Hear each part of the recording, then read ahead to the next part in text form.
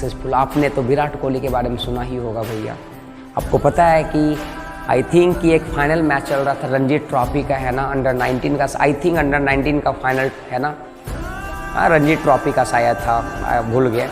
वो final match चल रहा था और वो बैटिंग कर रहा था शायद, है ना, और उस समय उन्हीं समय उनके पापा का डेथ होता है ना। उनको इन्फॉर्मेशन मिला तो कहा कि नहीं, अभी मेरे लिए, है ना, ये गेम बहुत बड़ा है। और आप सोच कि अपने पापा कि जब का डेथ हुआ तो भी वो अपने घर नहीं पहुँचे, उसके मैच खत्म होने के बाद पहुँचा। और आज वही मैच में बहुत अच्छा वो, है ना, खेला था। और आज पूरे दुनिया में, पूरे वर्ल्ड में अभी आप जानते होंगे विराट कोहली का क्या, तो आप उन्होंने सेक्रीफाइसेस। गुड मॉर्निंग बच्चों, कैसे हैं? मैं भी बढ़िया हूँ, आई होप आप सभी भी बढ़िया होंगे। बच्चों आज बहुत ही बढ़िया चैप्टर को मैं लेकर के आया हूँ, फिजिक्स का। इसके पहले हम लोगों ने केमिस्ट्री का लेक्चर अपलोड करा, बच्चों ने भरपूर प्यार आनंद दिया। फिर लोगों ने कहा सर ऐसा क्यों ना कि आप फिजिक्स का भी लेक्चर अपलोड करो। जी हाँ, तो बच्चों को डिमांड का लेकर के आज हमने एक फिजिक्स का बहुत ही बेहतरीन वन शॉट वीडियो लाया हूँ, जिस चैप्टर का नाम है dual nature of matter and radiation. जी हाँ, चैप्टर का नाम है dual nature of matter and क्या, रेडिएशन। ये बेसिकली मॉडर्न फिजिक्स के अंदर पढ़ना है। मॉडर्न फिजिक्स के अंदर अपने को 3 चैप्टर पढ़ने होते हैं, जिसमें कि एक तो सीबीएसई और एनसीईआरटी ने डिलीट कर दिया, तो बचा 2, dual nature of matter and radiation and atom and nuclei. Sure?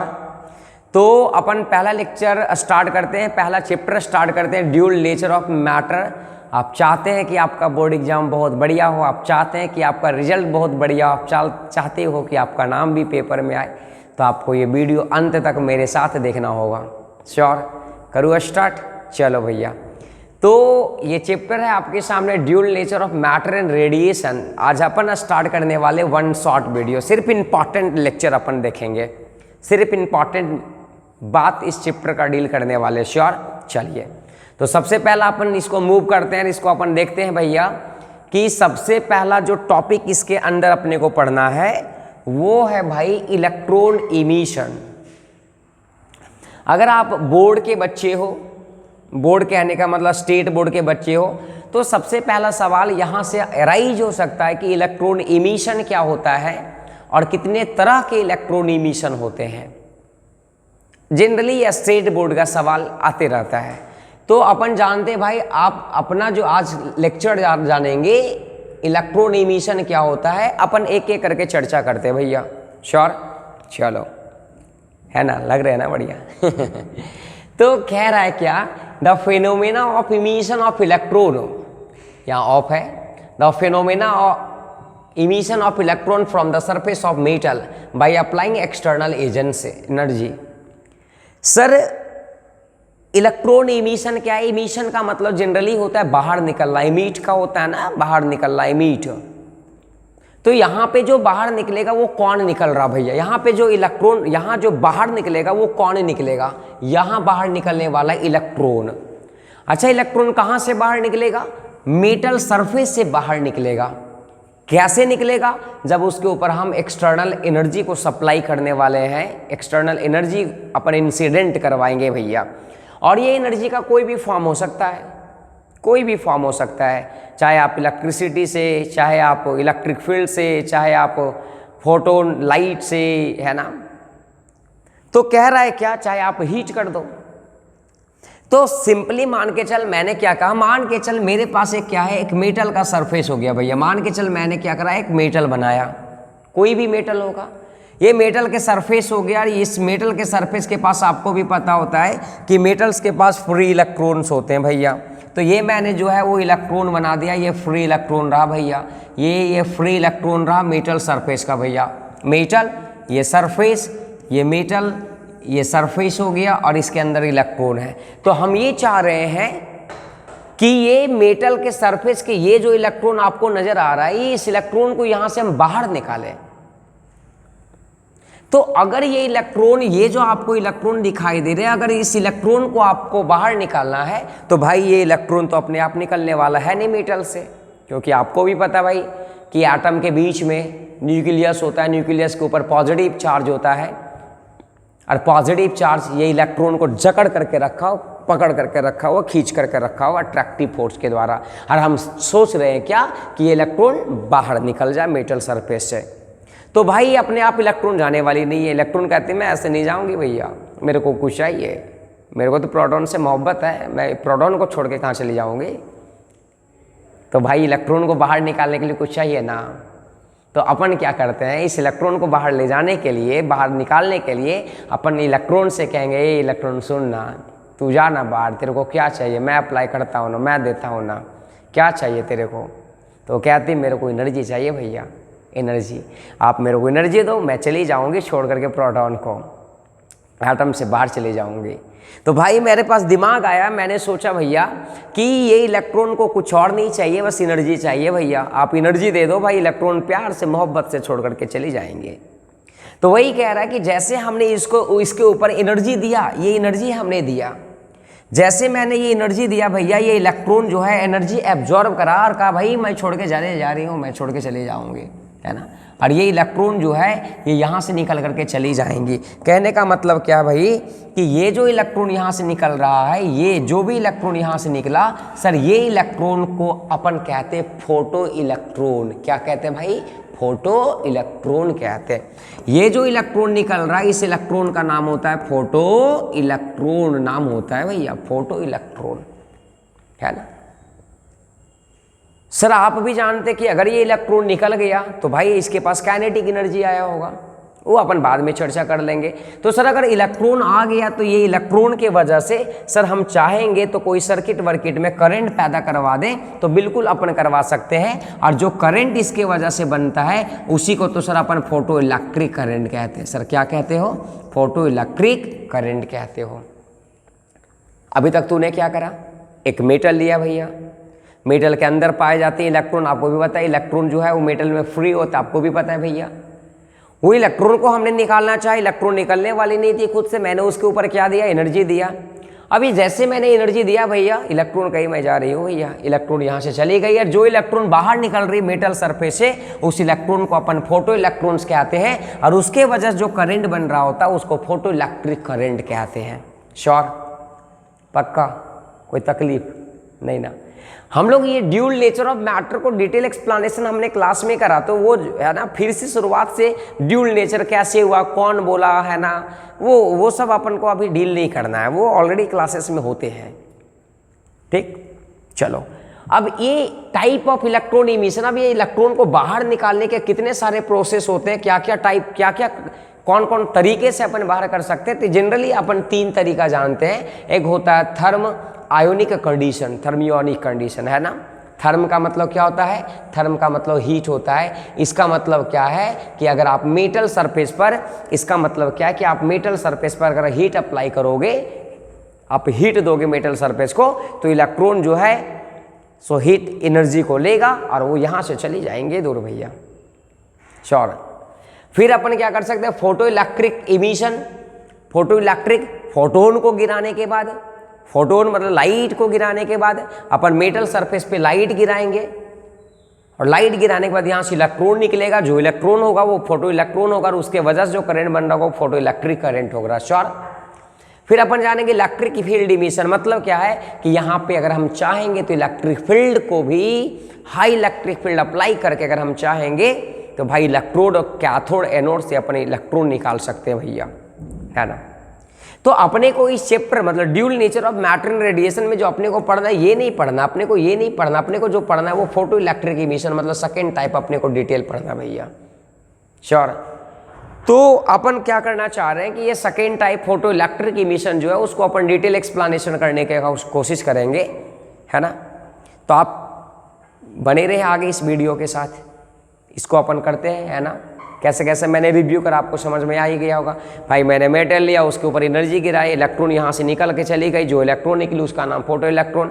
कौन कौन से मैथड होते हैं, thermionic emission, photo electric emission, electric field emission, और अपने को जो पढ़ना है वो कौन सा पढ़ना है, सेकेंड नंबर पढ़ना। श्योर। चलो स्लाइड करते आगे, चलिए ये रहा आपके सामने सेकेंड, है ना।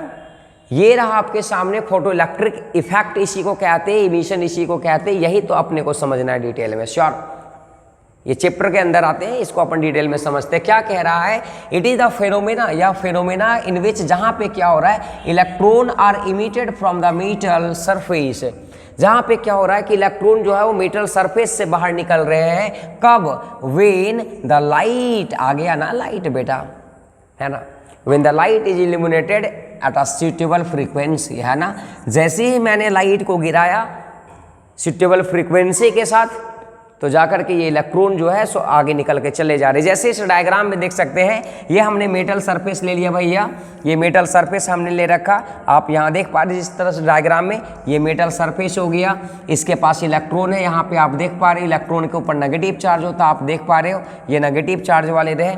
सर इसके ऊपर मैंने क्या गिराया है ना, लाइट गिराया। जैसे ही लाइट मैंने गिराया, जैसे मैंने लाइट गिराया, ये लाइट इसके ऊपर इंसिडेंट करा मेटल सरफेस के ऊपर, है ना। तो ये हुआ क्या कि जैसे ये लाइट इसके ऊपर इंसिडेंट करा, तो ये इलेक्ट्रॉन जो है सो लाइट एनर्जी को एब्जॉर्ब करा और यहाँ से जाकर के निकल गया। जो आप यहाँ से डायग्राम में देख सकते हो, ये इलेक्ट्रॉन को दिखा रहा है कि यहाँ से इलेक्ट्रॉन जो है वो बाहर जा रही है भैया, ऐसे, है ना, इलेक्ट्रॉन बाहर जा रही है। तो ये इलेक्ट्रॉन कहाँ से निकली, यहाँ से निकली, ये मेटल सरफेस से निकल रहा है, ये है ना। तो मेटल सरफेस से इलेक्ट्रॉन निकल रहा है। कब निकला, जब इसके ऊपर हम लोग लाइट गिराएं, और वो भी वैसा लाइट जो फ्रीक्वेंसी उसका सूटेबल है। ऐसा नहीं कि कोई भी लाइट पे इलेक्ट्रॉन जो है वो बाहर निकल जाएगी, इतना आसान नहीं है कि आप कुछ भी जूल दे दो, है ना, इलेक्ट्रॉन वोल्ट एनर्जी दे दो और कोई इलेक्ट्रॉन जाने वाली नहीं है। वो कहती है भाई ऐसे मैं नहीं जाऊंगी, है ना। तो अपन फोटो लाइट को अपन गिराया, है ना, लाइट को अपने गिराया, यहाँ से इलेक्ट्रॉन इमिट हुआ मेटल सरफेस से। ये जो पूरा प्रोसेस होता है उस प्रोसेस का नाम होता है फोटो इलेक्ट्रिक इमिशन। फोटो का मतलब ही होता है बेटा लाइट, है ना, इसका मतलब क्या होता है, फोटो, है ना, लाइट होता है। लाइट का एक छोटा छोटा बंडल होता है ना, पैकेट होता है ना, उसी को अपन फोटोन कहते हैं, है ना। तो फोटो का मतलब बेसिकली लाइट होता है। श्योर, अपन आगे मूव ऑन करना चाह रहे हैं लेक्चर को।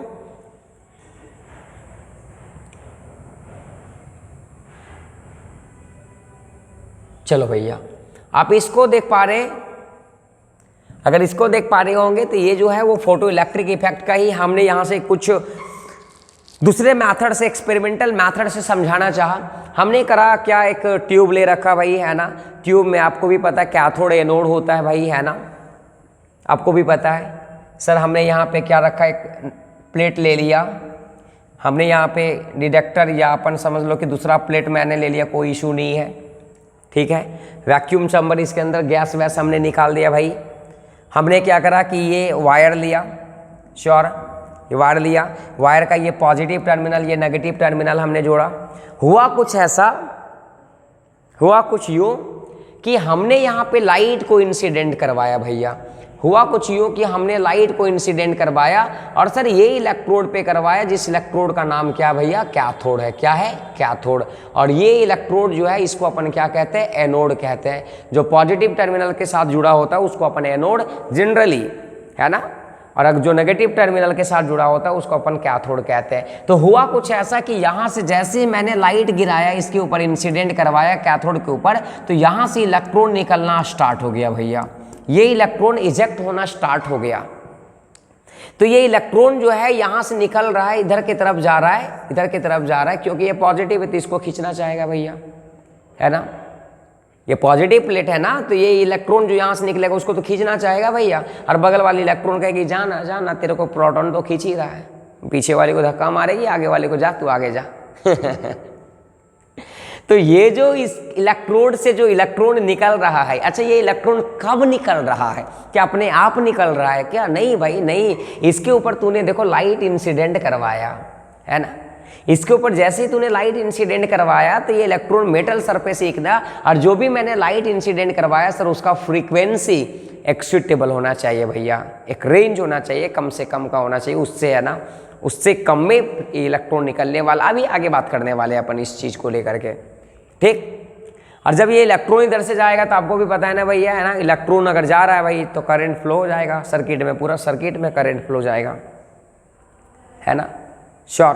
तो यही तो है भाई आपके सामने डायग्रामेटिक अगर बात करेंगे तो। अपन मूव करते हैं, तो सवाल ये आता है कि सर कोई भी फ्रीक्वेंसी, कोई भी एनर्जी, कितना भी एनर्जी गिरा दो इसके ऊपर, कितना भी एनर्जी गिरा दो इसके ऊपर, मेटल सरफेस के ऊपर, क्या ये इलेक्ट्रॉन हमेशा निकल के चला जाएगा? क्या सवाल ये उठता है। आपको लगता है कि सर एटम में ना इलेक्ट्रॉन प्रोटॉन पकड़ के रखा भैया, वो जल्दी अपने आप से जाना नहीं चाहेगा।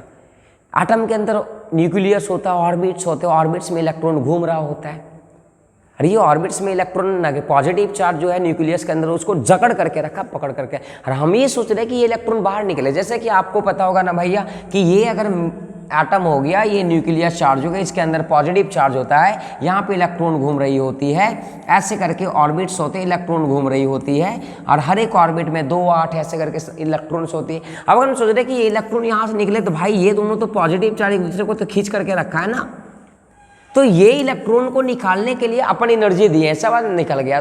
कम से कम क्या एनर्जी दें? क्या 2 इलेक्ट्रॉन वोल्ट देने से एनर्जी इलेक्ट्रॉन निकल जाएगा? क्या 3 इलेक्ट्रॉन वोल्ट निकलने से एनर्जी निकल जाएगा? क्या 4 इलेक्ट्रॉन वोल्ट एनर्जी देने से निकल जाएगा? या 20 जूल देने से, 100 जूल देने से, कितना जूल देने से ये इलेक्ट्रॉन जो है यहाँ से निकल जाएगा? क्या सवाल उठता है या नहीं उठता है? उठता है ना भैया, है ना? तो इसी चीज को अपन डील करने वाले हैं नेक्स्ट, है ना।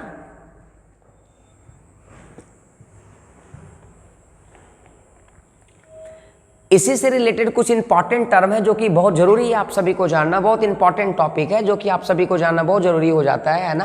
कुछ बात होते हैं जो आपको जानना जरूरी हो जाता है, जिसमें कि सर सबसे पहला जो टॉपिक आता है work function. Very important definition है, छोटा छोटा डिफिनेशन है, टर्म है, लेकिन बहुत इंपॉर्टेंट डिफिनेशन होते हैं ये सब। तो सबसे पहला जो आता है ये वर्क फंक्शन होता है भैया। तो वर्क फंक्शन के बारे में क्या कह रहा है कि it is the minimum energy required by the electron to escape from the metal surface. Sir कितना कम से कम एनर्जी दे ताकि इलेक्ट्रॉन खुशी होकर के चली जाएंगी कि मैं जा रही हूं कि कितना कम से कम एनर्जी हम दे ताकि ये इलेक्ट्रॉन मेटल सरफेस को छोड़ के चली जाएंगी। तो जो भी मिनिमम से मिनिमम एनर्जी होता है उस मिनिमम एनर्जी को अपन क्या कहते हैं बेटा? वर्क फंक्शन कहते हैं भैया, है ना। समझ में आ रहा है क्या कहना चाह रहे हैं? जैसे मान के चल अगर मान के चल आपको टॉपर बनना भाई, आपको 95+ क्रॉस करने हैं 12th एग्जाम में, तो आप कम से कम कितने आवर्स पढ़ो? आप कम से कम कितने आवर्स पढ़ो कि आपका ये 95% आ जाए भैया? तो जो मिनिमम आवर्स होगा 7 आवर्स, 8 आवर, 9 आवर, तो ये 7 hours is the minimum, this is the work function. अच्छा 7 आवर्स से ज़्यादा अगर पढ़ना चाहोगे तो आप पढ़ो ना, क्या दिक्कत है भाई? आप पढ़ो, है ना, क्या दिक्कत है? पढ़ो। तो कम से कम का हम बात करना चाह रहे हैं। जैसे मान के चल मैंने क्या करा भाई, है ना, अपन क्या करा कि ये मेटल सरफेस बनाया, ये मेटल बनाया, मेटल के सरफेस इसमें इलेक्ट्रॉन पाए जाते हैं। आपको भी पता है भाई ये फ्री इलेक्ट्रॉन हो गए, हमने यहाँ से फ्री इलेक्ट्रॉन बना दिया भैया, चलो भाई ये फ्री इलेक्ट्रॉन हो गए, है ना। हम सोच रहे हैं कि ये इलेक्ट्रॉन जो है, ये इलेक्ट्रॉन जो है, ये इलेक्ट्रॉन जो है यहाँ से निकले। तो भाई मेटल के अंदर है आटम, आटम के अंदर है प्रोटॉन, प्रोटॉन इलेक्ट्रॉन के बीच में पकड़ के रखा हुआ, तो इलेक्ट्रॉन अपने आप तो जाने वाली है नहीं। तो हमने क्या करा कि यहाँ से एनर्जी गिरा दिया, फोटोन गिरा दिया, लाइट गिरा दिया, जिसका मान के चल कि भाई 12 जूल एनर्जी मान कर चल। Generally work function electron volt में होता है, तो मान के चल मैंने 2 इलेक्ट्रॉन वोल्ट गिरा दिया भैया, 2 इलेक्ट्रॉन वोल्ट मैंने गिरा दिया। अब जैसे मैंने 2 इलेक्ट्रॉन वोल्ट गिराया तो ये इलेक्ट्रॉन को जाना चाहिए था, लेकिन पता चला यूँ कि ये इलेक्ट्रॉन नहीं गई। अरे भाई ये क्या हो गया भैया, इलेक्ट्रॉन काहे ना गई, इक्का हो गया।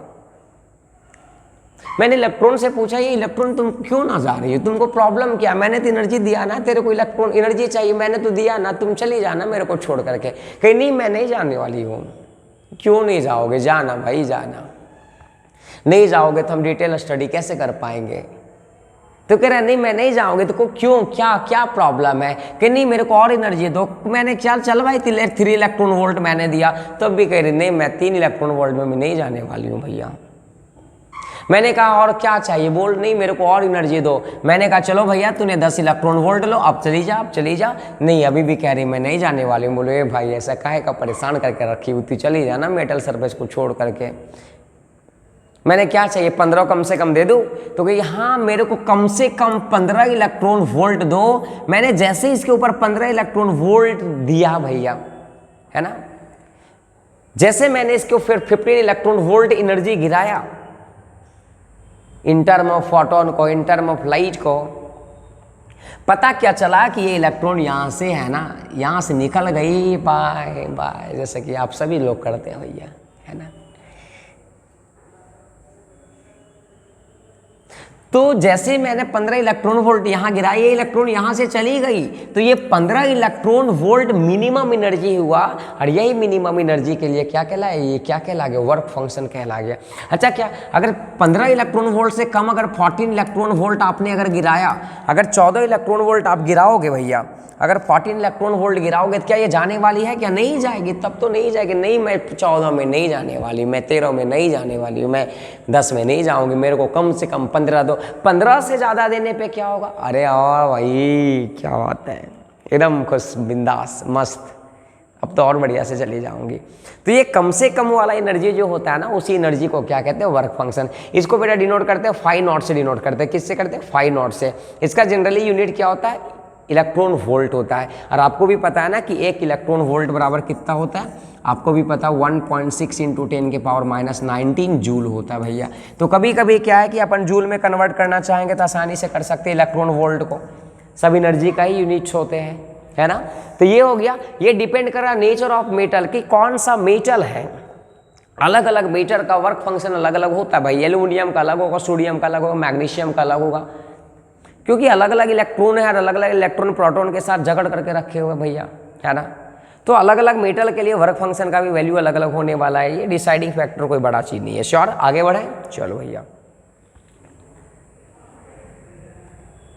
नेक्स्ट कह रहा है क्या, थ्रेशोल्ड फ्रीक्वेंसी। अच्छा, 1 सेकेंड और आप देख लोगे, है ना, ये 1 सेकेंड आप रुकोगे, 1 सेकेंड आप रुकोगे, है ना, ये आप 1 सेकंड रुक जाओगे भाई। एक इंपॉर्टेंट टॉपिक था, एक इंपॉर्टेंट टर्म था जो हमने नहीं बताया। सर अगर वर्क फंक्शन फाई नॉट अगर आप निकालना चाहते हैं तो ये फॉर्मूला होता है फाई नॉट बराबर h × न्यू नॉट होता है, ये फॉर्मूला होता है।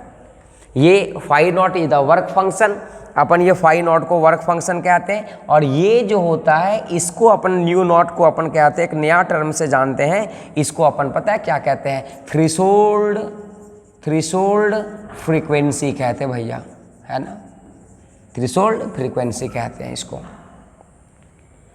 या फिर इसी फाई नॉट को एक और फार्मूला होता है, फाई नॉट बराबर होता है hc/λ0 होता है, और ये फार्मूला जो है ये भी इंपॉर्टेंट फार्मूला है। अब ये जो लैम्डा नॉट जो होता है, इस लैम्डा नॉट का नाम होता है भैया, इस लैम्डा नॉट का नाम होता है थ्रेशोल्ड फ्रीक्वेंसी, वेवलेंथ नाम होता है। क्या नाम होता है भैया, थ्रेशोल्ड वेवलेंथ नाम होता है, ठीक है। श्योर, ये 2 टर्म के टर्म में है ना, न्यूमेरिकल सेक्शन दे सकता है।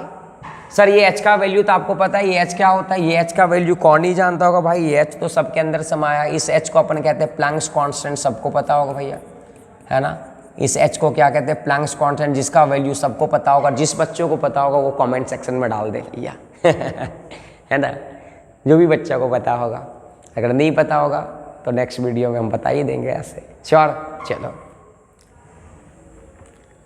आगे भैया, आगे भैया थ्रेशोल्ड फ्रीक्वेंसी।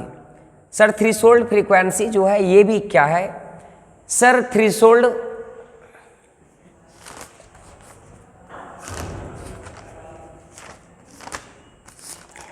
कह रहा है क्या कि sir it is the threshold frequency depends on the minimum frequency of incident radiation below which the photoelectric emission is not possible completely। कह रहा है कि भाई थ्रेशोल्ड फ्रीक्वेंसी वैसा कम से कम फ्रीक्वेंसी होता है जिसके नीचे जो है वो फोटो इलेक्ट्रिक इमिशन होने वाला नहीं है। मतलब अगर उससे आपने नीचे फ्रीक्वेंसी दिया, उससे तूने नीचे फ्रीक्वेंसी गिराया, तो ये फोटो इलेक्ट्रिक इमिशन, इलेक्ट्रॉन जो है वो मेटल सरफेस से बाहर निकलने वाला नहीं है। और उससे ज़्यादा दोगे तो बहुत बढ़िया बात है। तो this is the minimum amount of frequency, है ना, this is the minimum amount of frequency of the incident radiation, है ना, below which the photo electric emission is not possible completely. जिसके नीचे अगर आप दोगे तो भाई ये इमिशन होने वाला नहीं इलेक्ट्रॉन का। इसको अपन डिनोट करने वाले भैया किससे, न्यू नॉट से डिनोट करने वाले। किससे करने वाले, न्यू नॉट से करने वाले हैं, ठीक, इसको अपन कैलकुलेट करेंगे कैसे, वही हमने पढ़ा था फाई नॉट बराबर अभी पढ़ा था एच न्यू नॉट। तो सर अगर न्यू नॉट निकालना है तो ये डिवाइड कर देंगे तो क्या हो जाएगा फाई नॉट बटा क्या H, this is the equal to क्या होगा न्यू नॉट हो जाएगा। And nu nought is the क्या थ्रेशोल्ड फ्रीक्वेंसी। श्योर, छोटा छोटा टर्म है। तो आपसे कोई पूछेगा थ्रेशोल्ड फ्रीक्वेंसी क्या होता है, तो ये मिनिमम अमाउंट ऑफ है ना फ्रीक्वेंसी होता है जिसके नीचे इलेक्ट्रिक इमिशन होने वाला नहीं है भैया। श्योर, चलो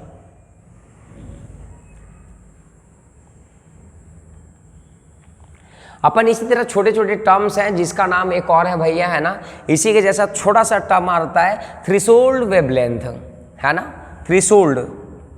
अच्छा आप बताओ अगर फ्रीक्वेंसी मिनिमम है तो वेवलेंथ क्या होगा, मैक्सिमम होगा ना, क्योंकि एक दूसरे का इन्वर्सली प्रोपोर्शनल होता है। एनर्जी अगर कम है तो एनर्जी अगर कम है तो वेवलेंथ क्या होगा भैया मैक्सिमम। तो वही कह रहा the maximum wavelength up to which photo electric effect will occur, है ना, ये कम से कम कितना वेवलेंथ है ना होना चाहिए ताकि इलेक्ट्रिक इमिशन हो जाए भैया, फोटो इलेक्ट्रिक इमिशन हो जाए। इसको अपन डिनोट करने का तरीका क्या होता है, लेमडा नॉट भैया, it is denoted by lambda naught. और सर ये लेमडा नॉट कैसे निकालेंगे, अभी हम लोगों ने पढ़ा था ना फाई नॉट बराबर एच सी बटा लेमडा नॉट। तो यहाँ से लेमडा नॉट अगर निकालेंगे तो लेमडा नॉट बराबर क्या आ जाएगा भैया एच सी बटा फाई नॉट आ जाएगा। आपको पता है ना ये फॉर्मूला, जहाँ पे कोई बता सकता है, एक बच्चा बताओ मेरे को भाई कि ये जो है ये फाई नॉट क्या है, this is the work function, this is the क्या वर्क फंक्शन। ये तीनों के तीनों बहुत इंपॉर्टेंट है ना, बहुत इंपॉर्टेंट जो है ये क्या कहते हैं उसको, बहुत इंपॉर्टेंट टर्म होते हैं जो काम का चीज होता है। श्योर, चलो अपन मूव बढ़े आगे। अगला है भाई स्टॉपिंग पोटेंशियल। सर अगर आप चाहते हो कि ये प्रोसेस जो है वो रुक जाए, ये प्रोसेस जो है वो रुक जाए भैया, कौन सा प्रोसेस, फोटो इलेक्ट्रिक इमिशन जो हो रहा है, जो इलेक्ट्रॉन मेटल सरफेस से निकल रहा है, अगर हम चाह रहे हैं भाई कि ये अगर मान के चलिए इलेक्ट्रॉन हो गया भैया, ये इलेक्ट्रॉन हो गया भैया, ये इलेक्ट्रॉन हो गया भैया, आप चाह रहे हैं कि ये इलेक्ट्रॉन हो गया भैया, ये इलेक्ट्रॉन यहाँ से निकलना बंद हो जाए, तो आप क्या करोगे, तो अपन क्या करने वाले हैं, थोड़ा सा डायग्राम देखोगे भैया, थोड़ा सा इस डायग्राम को मान के चल, ये इलेक्ट्रॉन जो यहाँ से निकल रहा है इसको रोकना है, तो अपन क्या करते हैं नेगेटिव पोटेंशियल देते हैं। तो this is the negative potential of anode, ये negative potential of anode of photo electric tube for which the photo electric current stop और बिकम जीरो। कह रहा है कि ये कितना नेगेटिव पोटेंशियल हम दे ताकि ये प्रोसेस जो है वो सिलसिला रुक जाएगा। सर क्या कहना चाह रहे हैं, एक डायग्रामेटिक से मैं समझाना चाहता हूँ। श्योर सर, आप इस थोड़ा सा डायग्राम को आप देखोगे तो और समझ आएगा अपने को। इस डायग्राम को आप देखो सर, इस डायग्राम को मैं दिखाना चाह रहा हूँ सर, इस डायग्राम को मैं दिखाना चाह रहा हूँ और थोड़ा सा बारीकी से इस डायग्राम को देखो और यहीं से अपना स्टॉपिंग पोटेंशियल को समझने का कोशिश करते हैं। सर हमने क्या करा कि मैंने एक बल्ब लिया, इस बल्ब जो ले रखा था वो 100 वाट का बल्ब ले रखा था भैया। तो यहाँ से जो हमने पावर गिराया वो मान के चल 100 वाट गिर रहा था भाई, इंसिडेंट कर रहा था। श्योर, अरे आपको पता है एनर्जी और पावर एक दूसरे के रिलेट होते हैं, आपको ये तो कोई बड़ा बात नहीं है, एनर्जी है तो उसके पास पावर होगा भाई। तो हमने मान के चल क्या करा कि 100 वाट का बल्ब से है ना एक लाइट को इंसिडेंट करवाया। तो यहाँ से जो था, यहाँ से जो थे, यहाँ जो थे, यहाँ जो थे, वो मान के चल के 100 इलेक्ट्रॉन निकलना स्टार्ट हो गया। मैंने 100 वाट का बल्ब दिया, वहाँ से एनर्जी इंसिडेंट करवाया, 100 इलेक्ट्रॉन निकलना स्टार्ट। अब 100 इलेक्ट्रॉन, अभी मान के चल मैंने यहाँ पे पोटेंशियल 0 रखा था भैया, पोटेंशियल नहीं दे रखा था भाई, मैंने बिल्कुल भी पोटेंशियल नहीं दिया था। तो जैसे ये 100 वाट का बल्ब से लाइट गिराया तो यहाँ से 100 इलेक्ट्रॉन निकला, और जब ये 100 इलेक्ट्रॉन निकला तो कुछ तो डायरेक्टली इलेक्ट्रॉन जो है वो पॉजिटिव टर्मिनल को कैच कर लिया, वो तो खींच लेगा भैया, वो अट्रैक्ट कर लेगा, जो जब नज़दीक होंगे उसको तो खींच ही लेगा। लेकिन आप मेरे को ये बताओ क्या सभी के सभी इलेक्ट्रॉन ये पॉजिटिव टर्मिनल के द्वारा अट्रैक्ट हो पा रहा होगा, क्या नहीं हो पा रहा होगा, नहीं हो पा रहा होगा भैया, है ना। क्यों? क्योंकि इलेक्ट्रॉन के बीच में रिपल्सन भी तो होंगे भाई। तो मान के चल हुआ क्या कि ये 50 इलेक्ट्रॉन जो है सो ये टर्मिनल, कहने का मतलब पॉजिटिव टर्मिनल खींच लिया, है ना। तो ये भाई हमने क्या करा, ये पॉजिटिव टर्मिनल था, ये पॉजिटिव टर्मिनल था, ये खींच लिया। अब हम सोच रहे हैं कि ये प्रोसेस जो है वो रुक जाए, ये इलेक्ट्रॉन इमिशन यहाँ जो निकल रहा है अगर रुक जाए तो इस पॉजिटिव प्लेट को हम माइनस कर दें, जिसको हम प्लस कर देंगे, तो भाई ये माइनस हो गया। अब तुम सोचो ना भैया, है ना, तुम सोचो ना भैया कि अगर ये माइनस हो गया तो अगर ये इलेक्ट्रॉन आना चाहेगा इधर तो क्या ये नेगेटिव प्लेट हो जाएगा? तो आप मेरे को ये बताओ, ये नेगेटिव टर्मिनल आ गया तो ये नेगेटिव टर्मिनल इसको आना देगा या नहीं देगा? ये इलेक्ट्रॉन को आने इधर देगा या नहीं देगा? क्योंकि यहाँ पे नेगेटिव टर्मिनल हो गया, नहीं आने देगा ना, नहीं आने देगा। और जब ये इलेक्ट्रॉन को नहीं आने देगा तो भाई ये जो इलेक्ट्रिक करंट जो फेनोमेना हो रहा है वो क्या होने वाला है, क्या नहीं होने वाला है? तो ये एनोड, ये जो मैंने टर्मिनल लगा रखा था इसके ऊपर नेगेटिव दिया ना, तो negative potential by the anode हुआ कि नहीं हुआ? तो सिंपली आप ऐसे समझ सकते हो कि ये stopping potential is the potential, negative potential of anode, है ना। जैसे हम अप्लाई करेंगे वो पोटेंशियल जिसके थ्रू क्या ये इमिशन रुक जाएंगे, फोटो इलेक्ट्रिक इमिशन रुक जाएगा, तो वही पोटेंशियल को अपन स्टॉपिंग पोटेंशियल कहते हैं। श्योर? चलो भैया अपन मूव ऑन करना चाह रहे हैं आगे। थ्रेशोल्ड हो गया, स्टॉपिंग पोटेंशियल हो गया, आपको भी पता भैया। इसके बाद क्या आया है? Law of photo electric effect. कुछ कुछ लॉज है जो हम लोग को जानना बहुत जरूरी है ना, बहुत इंपॉर्टेंट है। अब अपन कुछ आता भाई कि सर सवाल अब ये उठने लगा कि जितना एनर्जी मैंने मानकर चल फोटोन के ऊपर, ये लाई मेटल सरफेस के ऊपर दिया, जो भी मैंने एनर्जी दिया 10 जूल, 100 जूल, 200 जूल, 1000 जूल मैंने मेटल सरफेस को गिराया, क्या सबका सब एनर्जी ये इलेक्ट्रॉन यूटिलाइज कर ले रहा है क्या? अगर यूटिलाइज कर रहा है तो कौन कौन से फॉर्मेट में यूटिलाइज कर रहा होगा? अपन ये चीज जानने का काम करते हैं।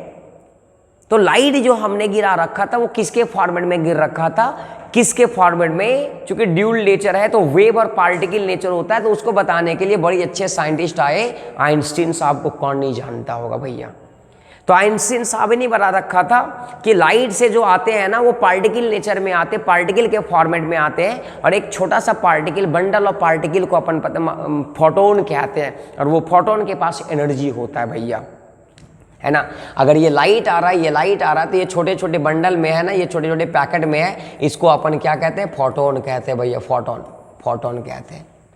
क्या कह रहा है अब अपन आगे देखते हैं। कह रहा है कि ये आइंस्टीन के द्वारा दिया गया फोटो इलेक्ट्रिक इफेक्ट है, ये वेरी इंपॉर्टेंट है, आपके एग्जाम का सबसे बेहतरीन सवाल बनाता है, यहाँ से बहुत बेहतरीन सवाल यहाँ से बनाते हैं भैया, तो आप थोड़ा देख लोगे।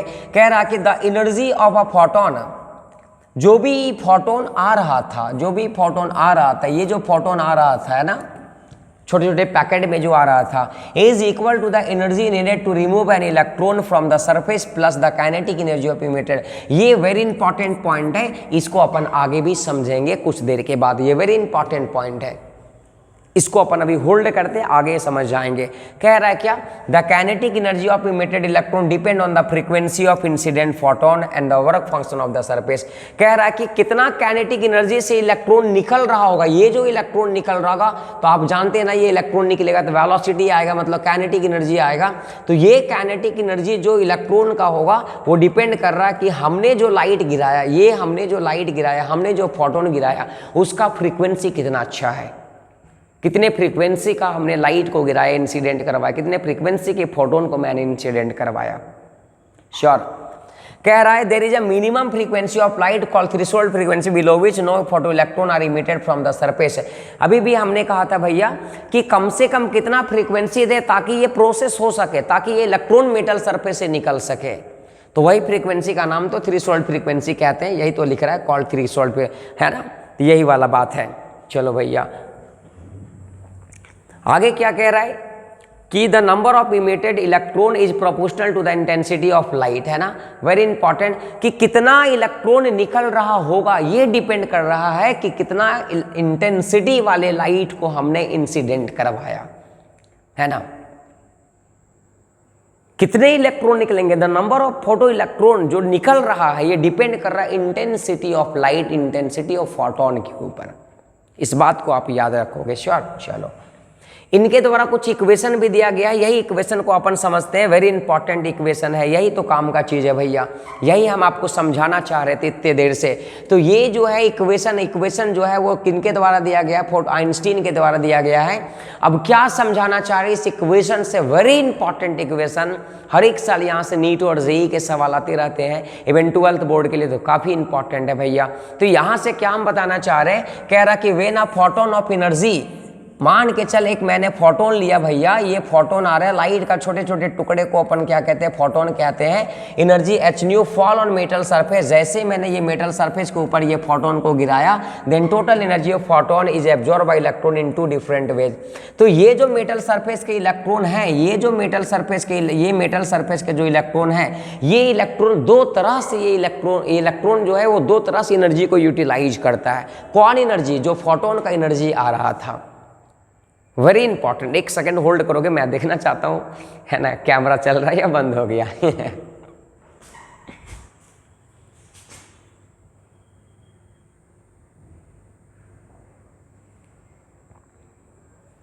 चलिए ठीक है ना।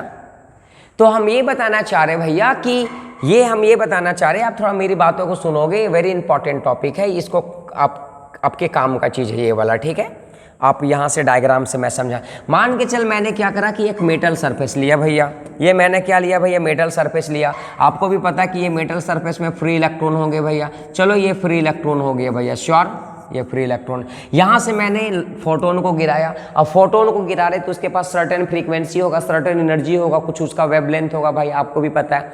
हाँ, मैंने जैसे इसको गिराया भैया यहाँ पे, तो ये तो एनर्जी को लेकर के बेसिकली आ रहा है। तो ये एनर्जी इलेक्ट्रॉन के द्वारा जो यूटिलाइज कर रहा है ना, वो दो तरह से कर रहा है। ये इलेक्ट्रॉन दो तरह से इस एनर्जी को यूटिलाइज कर रहे हैं। कौन कौन से तरह से कर रहे हैं? A part of energy used to overcome the surface barrier and electron comes out the metal surface and this part of energy is equal to the work function. पहला बात क्या कह रहा, मेरी बात को बारीकी से समझोगे। कहना क्या चाह रहा कि ये जैसे मैंने एनर्जी को गिराया, तो ये जो इलेक्ट्रॉन है ना, ये इलेक्ट्रॉन जो है वो इलेक्ट्रॉन मेटल सरफेस के करीब आ गए, ऊपर आ गए, मेटल सरफेस को छोड़ने की कगार पे है, एक्साइटेड मोड में आ गया है ना। ये सरफेस बैरियर को क्रॉस करना चाह रहा है, मतलब सरफेस से अब निकलने ही वाला है भैया। तो भाई मेटल सरफेस से इलेक्ट्रॉन बाहर निकलने के लिए एनर्जी चाहिए ना, एक्साइटेड में। जैसे तू अभी एग्जाम चल रहा है, एग्जाम के समय बहुत सारे बच्चे चिल्लो करके सो रहे हैं, अरे जो होगा देख लेंगे भैया। तो भाई टीचर्स और माँ बाप क्या करते हैं, आपको तो एनर्जी देते हैं ना भैया, कि लो आप एनर्जी लो, लेकिन थोड़ा सा एक्टिव हो जाओ भैया, आप एनर्जी को यूटिलाइज करो और एक्टिव हो जाओ और जी जान लगा दे एग्ज़ाम के लिए, है ना, और रिजल्ट फोड़ डाल, दिखा दे दुनिया को, है ना, कि जो हम हैं सो कोई नहीं है। जो मेरे अंदर पोटेंशियल है वो किसी और के अंदर पोटेंशियल नहीं है भैया। अपने को टॉपर बनना है तो बनना है, तो बनना है, कमिटमेंट करा है अपने। तो तेरे को जो मम्मी पापा और हम लोग जो दे रहे थे ना एनर्जी, तो ताकि अपना नींद को, अपने चीज़ों को, आलसी वाले चीज़ों को, अपने फ़ोन को, एडिक्शन को अब छोड़ो और उससे ओवरकम हो जाओ भैया। और जैसे तूने ये एनर्जी को यूटिलाइज किया, जो कि किसके बराबर होता है, वर्क फंक्शन के बराबर होता है। और जैसे ये electron energy work function energy को ऑब्जॉर्व कराया, यहाँ से मेटल सरफेस को करीब आ गया। अब ये इलेक्ट्रॉन अगर यहाँ आ गया तो अब उसको जाने के लिए, बाहर निकलने के लिए क्या एनर्जी चाहिए ना, और वो एनर्जी जो है वो किसके द्वारा होता है, काइनेटिक एनर्जी के बराबर होता है। देख लो भैया, है ना, सॉरी, है ना। तो the remaining part of energy utilise to given by the velocity of photo electron can attain maximum kinetic energy. और जो एनर्जी बच गया, एक तो मेटल सरफेस के करीब, मेटल सरफेस के बैरियर को क्रॉस करने के लिए एनर्जी एब्जॉर्ब लिया इलेक्ट्रॉन, और बोला भैया मेरे को जैसे मिल गया एनर्जी, अब हम एक्साइटेड मोड में मेटल से बाहर निकल जाएंगे। और ये वेलोसिटी के साथ, काइनेटिक एनर्जी के साथ ये इलेक्ट्रॉन निकल गया। कहने का मतलब क्या हुआ, मेरा कहने का मतलब क्या हुआ, आप मेरी बातों को अगर समझोगे तो हम ये बताना चाह रहे आप मेरी बातों को समझोगे कि सर ये जो एनर्जी फोटोन का मैंने गिराया, ये दो चीज़ों के बराबर आया, एक वर्क फंक्शन के बराबर आया फाई नॉट, और काइनेटिक एनर्जी के बराबर आया भैया, है ना। ये दो चीज़ के बराबर है। कहने का मतलब क्या है कि मैंने जो ये मेटल सरफेस के ऊपर, मैंने जो ये मेटल सरफेस के अंदर इलेक्ट्रॉन थे, ये इलेक्ट्रॉन जो थे, यहाँ से जो मैंने फोटोन गिनाया वो एनर्जी था, कुछ ये इलेक्ट्रॉन यहाँ से एब्जॉर्ब किया फाई नॉट के टर्म में, और कुछ ये इलेक्ट्रॉन जब निकला तो काइनेटिक एनर्जी के टर्म में। और आपको पता है ना, कंजर्वेशन ऑफ एनर्जी जितना था उतना ही रहेगा भैया, वो अलग बात है, इसका फॉर्मेट बदल जाएगा। सेम चीज़ है यहाँ पे, मैंने ये एनर्जी को दिया भैया, ये फोटोन को गिराया मैंने इस एनर्जी के साथ, और यही एनर्जी ना इसमें कन्वर्ट हो गया। तो अपन लिख सकते हैं कि एनर्जी बराबर फाई नॉट प्लस क्या, काइनेटिक एनर्जी। और ये बहुत ही बेहतरीन फार्मूला बन जाता है, यहाँ पे मैंने दिखा दिया। सर आपको भी पता है कि ये एनर्जी बराबर एच न्यू होता है, और इसके जगह पे अपन लिख सकते हैं वर्क फंक्शन बराबर H nu not plus kinetic energy का formula half m b square होता है या नहीं होता? Yes sir, very important formula. Sir ये आपके सामने फार्मूला, एक फार्मूला नहीं, यहाँ से हम चाहेंगे तो 20 फार्मूला लिख सकते हैं। पहला लिख सकते हैं, ये तो फाइनल पहला इंपॉर्टेंट फार्मूला, E बराबर क्या हो गया, फाई नॉट प्लस क्या हो गया, काइनेटिक एनर्जी। अगर हम चाहेंगे तो एच न्यू लिख सकते हैं, और एच न्यू नॉट प्लस क्या लिख सकते हैं, काइनेटिक एनर्जी लिख सकते हैं। श्योर है सर? अगला चाहेंगे तो एच न्यू बराबर H nu not plus half M V square लिख सकते हैं। अगर हम चाहेंगे तो सर एच सी बटा लेमडा माफ करना, एच सी बटा लेमडा, चूंकि एनर्जी का फॉर्मूला, और ये सर एच सी बटा लेमडा नॉट भी होता है, प्लस काइनेटिक एनर्जी भी लिख सकते हैं। या फिर इस काइनेटिक एनर्जी को चाहेंगे तो सर और अलग अलग फॉर्मेट में लिख सकते हैं, क्या, एच सी बटा लेमडा बराबर एच सी बटा लेमडा नॉट प्लस, सर ये काइनेटिक एनर्जी को आद करोगे तो यही तो स्टॉपिंग पोटेंशियल के बराबर था।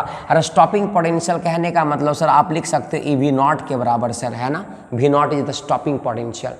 सर अलग अलग फार्मूला यहाँ पे आ रहा है सर, अलग अलग फार्मूला, ये डिपेंड करता है कि सवाल किस फॉर्मेट में दे रखा है सर, है ना। तो इसके ऊपर सवाल भी वेरी इंपॉर्टेंट बनता है नीट वीट में, जेई वेई में, है ना, बहुत इंपॉर्टेंट सवाल बनता है।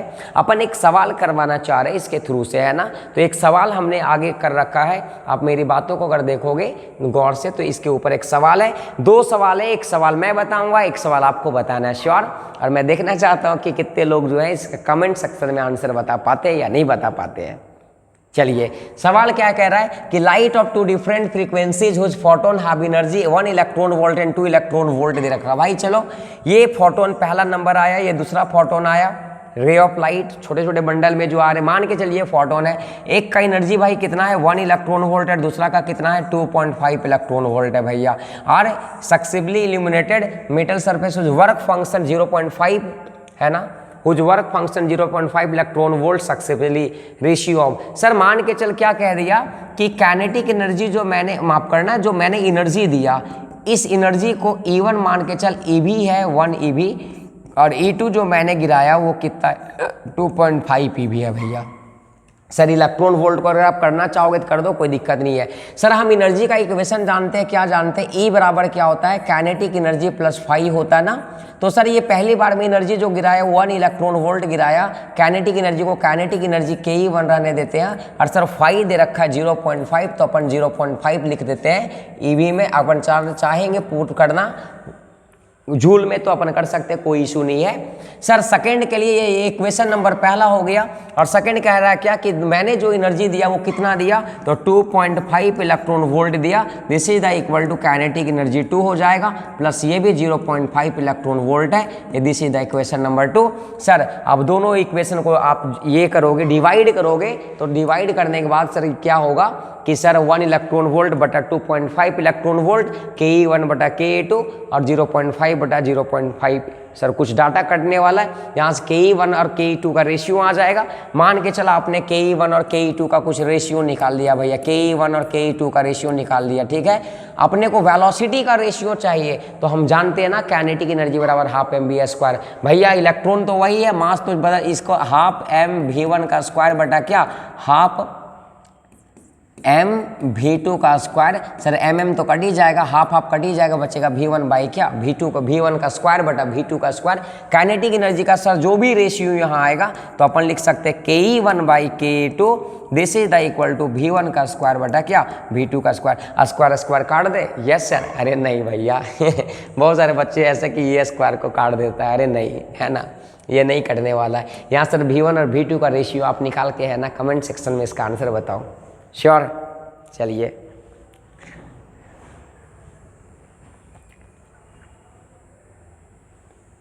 ये सवाल है आपके लिए, आप सवाल इसका कमेंट सेक्शन में जरूर बताओगे, मैं उम्मीद करता हूं कि इसका आंसर आप जरूर दोगे, है ना, श्योर ना, उम्मीद करता हूं। इसके बाद आ गया है ना कुछ फोटोन के प्रॉपर्टीज आते हैं। फोटोन जो अपन बात कर रहे हैं, इस फोटोन का कुछ प्रॉपर्टी आता है, कुछ देख लो, है ना, काम का चीज़ बस ऐसे ही आपको देखना पड़ता है। फोटोन के कुछ प्रॉपर्टी जो होते हैं, करेक्टरिस्टिक होते हैं, करेक्टर होता है ना। कह रहा कि photon is elementary particle, it is है ना क्वांटम ऑफ लाइट। वही कह रहा कि छोटे छोटे बंडल, क्वांटा कहते हैं पैकेट ऑफ लाइट को, छोटे छोटे टुकड़े जो होते हैं ना लाइट्स के बंडल, उसी को कहते हैं। फोटोन ऑफ एनर्जी E बराबर एच न्यू से दिया जाता है, कोई बड़ा बात नहीं, आप बचपन से जानते हैं। फोटोन मासलेस होता है, इसका कोई मास नहीं होता है। ये travel with the speed of light, ये जो है इसका स्पीड 3 गुना 10 के पावर 8 मीटर पर सेकेंड से ट्रेवल करता है। और increase in the intensity of light only increase in the number of photon, है ना। जो हम लोग जान रहे थे कि अगर आप इंटेंसिटी को बढ़ाओगे तो नंबर ऑफ फोटो इलेक्ट्रॉन्स ज़्यादा होंगे भैया, श्योर। और कह रहा photon are not deflected electric field, magnetic field और इलेक्ट्रिक फील्ड के द्वारा फोटोन डिफ्लेक्ट नहीं होता है, आप देख लोगे, श्योर, ठीक है। चलो अब जस्ट इसके बाद आता है भाई, है ना, डी ब्रोगली हाइपोथेसिस, है ना। बहुत अच्छा इंपॉर्टेंट लेक्चर होता है डी ब्रोगली को लेकर के, है ना, बहुत इंपॉर्टेंट काम का चीज़ है। डी ब्रोगली एक ऐसे साइंटिस्ट थे जिन्होंने, है ना, ये बताने का काम किया कि कोई भी मैटर जो होता है ना, ये ड्यूल नेचर शो करता है। कभी कभी sometime it behave like particle और समटाइम इट बिहेव लाइक क्या, वेव, है ना। क्योंकि आपको भी पता है भैया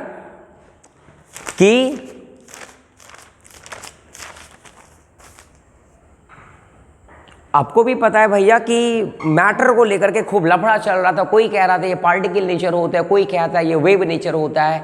तो बहुत दिन तक लड़ाई चला था, जंग चला था साइंटिस्टों के बीच में, लेकिन अपना अपना लोगों ने कंसेप्ट दिया, एक्सपेरिमेंट दिया। तो बाद में ये डी ब्रोगली था, बोल दिया भाई ऐसा टेंशन मत ले, तू लोग दोनों मत ले, ना लड़ो नहीं, आपस में लड़ने वड़ना नहीं चाहिए, है ना, एग्जाम का समय है ना। तो इन्होंने कहा दिया sometime it behave like particle as well sometime it behave like क्या, वेव, कोई बड़ा बात नहीं है, ठीक है। अच्छा, ये वेवलेंथ अगर पार्टिकल का हम निकालना चाहेंगे तो आसानी से हम निकाल सकते हैं। कैसे निकाल सकते हैं, ये काम का चीज़ है भैया। सर इसको अपन काम का चीज़ है, हम लोग जानते हैं ना कि ये एक फॉर्मूला होता है, E बराबर hc बटा लैम्डा होता है। एक एनर्जी जो होते हैं फोटोन का, है ना, वो E बराबर hc बटा लैम्डा होता है। और एक अपन और जानते हैं आइंस्टीन के द्वारा मास के साथ रिश्ता था, E बराबर mc स्क्वायर होता है भैया। ये दो इक्वेशन, ये भी एनर्जी बराबर ये होता है, ये भी एनर्जी बराबर होता है। लेफ्ट साइड बराबर तो राइट साइड भी बराबर अपन करते हैं। तो एक रिश्ता आएगा hc बटा लैम्डा बराबर क्या आएगा, mc स्क्वायर। ये cc क्या होगा, कटेगा तो h बटा क्या आएगा lambda, this is the equal to क्या आएगा mc। यहाँ से सर हम लैम्डा निकालना चाहते हैं तो सर ये mc को नीचे कर देते हैं तो h बटा क्या आएगा mc, this is the equal to lambda. और सर अगर कोई पार्टिकल को हमने घुमा रहा है, कोई भी पार्टिकल को हमने वेलोसिटी दे दिया और पार्टिकल का वेलोसिटी भी दे दिया, तो ये mc के जगह पे भी हो जाएगा। तो फाइनली एक लैम्डा वेवलेंथ जो निकाला जाता है वो लैम्डा बराबर क्या होता है, h बटा क्या होता है बेटा, mv होता है। वेरी इंपॉर्टेंट एक रिश्ता आता है, लैम्डा बराबर h बटा mv, वेयर मास इलेक्ट्रॉन का s प्लैंक्स क्वांटम भी, मास माफ करना, इलेक्ट्रॉन के लिए नहीं, पार्टिकल का बात कर रहे हैं तो पार्टिकल का मास हो जाएगा। v is the velocity of particle and h is the Planck's quantum. कोई बताना लैम्डा और v के बीच का रिश्ता डायरेक्टली या इनवर्सली है, इनवर्सली है। इवन ये भी कह सकते हैं लैम्डा और मास का बीच का रिश्ता डायरेक्टली या इनवर्सली है। तो कभी कभी सवाल जो है लैम्डा और मास के बीच का पूछ सकता है, बहुत बेहतरीन सवाल पूछे, बोलेगा एक इलेक्ट्रॉन है, एक प्रोटॉन है, एक अल्फा पार्टिकल है जिसका वेलोसिटी c में, काइनेटिक एनर्जी है ना c में भाई, है ना। तो आपको बताना है वेवलेंथ का क्या रेशियो होगा मास का, कुछ ऐसे करके। Sir momentum of particle is given by, sir हम लोग भी जानते हैं कि लैम्डा बराबर h बटा mv आ गया। और सर हम लोग जानते हैं कि p बराबर mv होता है। तो सर ये mv की जगह क्या लिख सकते हैं, h बटा लिख सकते हैं p। तो सर मोमेंटम का भी एक इक्वेशन आ जाएगा, लैम्डा बराबर h बटा p। ये भी काम का फॉर्मूला है। लैम्डा और p के बीच का भी रिश्ता देखो इनवर्सली प्रोपोर्शनल का आ गया भैया। तो ये बड़ा अच्छा इक्वेशन है, आपको समझना चाहिए, है ना। आपको ये डी ब्रोगली, ये जो लैम्डा होता है ना, इसी लैम्डा को डी ब्रोगली, इसी को कहते हैं डी ब्रोगली वेवलेंथ कहते हैं। इस लैम्डा को डी ब्रोगली वेवलेंथ कहते हैं। क्या कहते हैं, डी ब्रोगली वेवलेंथ कहते हैं। आप याद कर लोगे, श्योर। चलिए अपन मूव करते हैं। अपन एक और बड़ा अच्छा कंसेप्ट दे रखा है डी ब्रोगली, है ना, D Broglie wavelength in term of kinetic energy. Kinetic energy और लैम्डा के बीच में एक रिश्ता हम निकालना चाहते हैं। बहुत ही बेहतरीन रिश्ता है डी ब्रोगली, है ना। कैसे निकालेंगे हम देखना चाहते हैं भैया, बड़ा काम का चीज है। ये बड़ी अच्छा सवाल बनाता है आपके एग्जाम में। कैसे बनाएंगे? आपको पता है ना भाई कि काइनेटिक एनर्जी बराबर हाफ mv² होता है। श्योर है? हम लोग जानते हैं कि काइनेटिक एनर्जी बराबर हाफ mv² होता है, और हम लोग ये भी जानते हैं कि लेमडा बराबर h/mv होता है भैया। यहाँ से अगर हम वेलोसिटी निकालना चाहेंगे तो क्या लिखेंगे? v बराबर क्या लिखेंगे? h बटा क्या लिखेंगे? m लेमडा लिखेंगे। श्योर है? और सर ये वेलोसिटी का इक्वेशन यहाँ पे पुट कर देते हैं तो काइनेटिक एनर्जी बराबर क्या आ जाएगा? आप बताओ।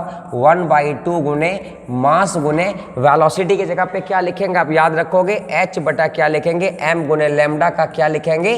स्क्वायर, क्योंकि ये v का स्क्वायर है भैया। अब यहाँ से काइनेटिक एनर्जी बराबर लिखेंगे हाफ m गुने क्या?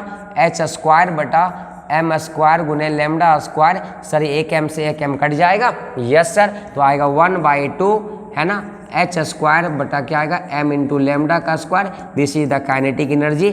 सर यहाँ से हम लेमडा चाहते हैं तो सर लेमडा का वैल्यू क्या हो जाएगा आप बता सकते हो? यस सर, लेमडा का वैल्यू क्या आ जाएगा? ये लेमडा इधर ले जाते हैं, काइनेटिक एनर्जी उधर, तो लेमडा का स्क्वायर बराबर क्या आएगा? h² बटा 2mk।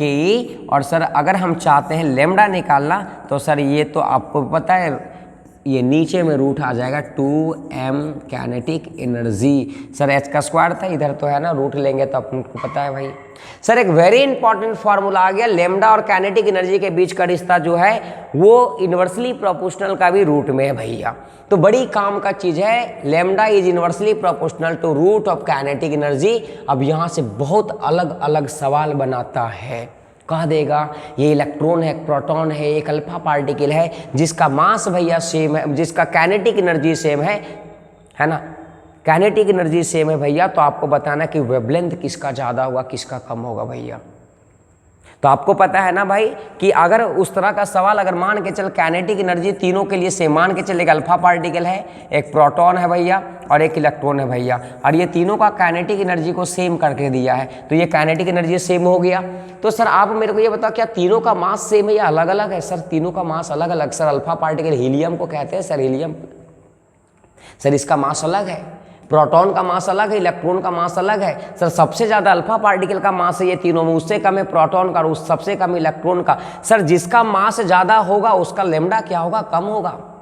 Very important. कहने का मतलब क्या है? मास ऑफ अल्फा ज़्यादा होता है, मास ऑफ प्रोटॉन थोड़ा कम होता है, मास ऑफ इलेक्ट्रॉन सबसे कम होता है भैया।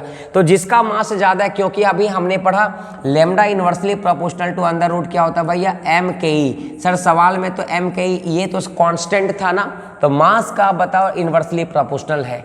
अब मास जिसका ज़्यादा, लेमडा का मास ज़्यादा, तो ये माफ करना अल्फा पार्टिकल का मास ज़्यादा तो लेमडा क्या होगा? कम होगा। तो इसका मतलब क्या है कि वेवलेंथ जो अल्फा का सबसे कम होगा, उससे वेवलेंथ ज़्यादा किसका होगा? प्रोटॉन का। सबसे ज़्यादा किसका होगा? इलेक्ट्रॉन का।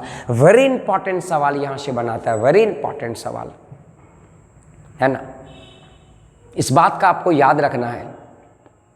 समझ में आ गया? तो ये काइनेटिक एनर्जी के टर्म में इक्वेशन आ गया। अब अपन जानते हैं एक और इक्वेशन, आप इसको स्नैपशॉट जल्दी करो भैया, बड़ी काम का चीज़ है, बहुत इंपॉर्टेंट है।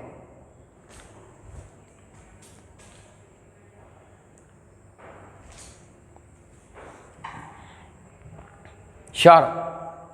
पक्का? चलो भैया। मतलब अरे सर ये क्या कर दिए, कैसे कर दिए? अरे यार सर एक इक्वेशन मैं बता दूं आपको, फाइनल इक्वेशन क्या याद रखना है आपको? फाइनल इक्वेशन ये याद रखना है सर, लेमडा बराबर होता है h बटा अंडर रूट 2mke। ठीक है, where k is the kinetic energy, m is the mass. Sure? Move करें आगे? बाप रे बाप, ये तो बड़ा टेंशन दे दिए सर आप हमको, ऐसे कैसे होता है? हाँ चलिए, अब यहाँ पे एक और रिश्ता निकालना चाहते हैं अपन, एक और रिश्ता निकालना चाह रहे हैं। क्या निकालना चाह रहे हैं कि काइनेटिक एनर्जी और लेमडा है ना, लेमडा और निकालना चाह रहे हैं यहाँ पे ये स्टॉपिंग पोटेंशियल, पोटेंशियल डिफरेंस भी के बीच में रिश्ता, भी नॉट के बीच में रिश्ता।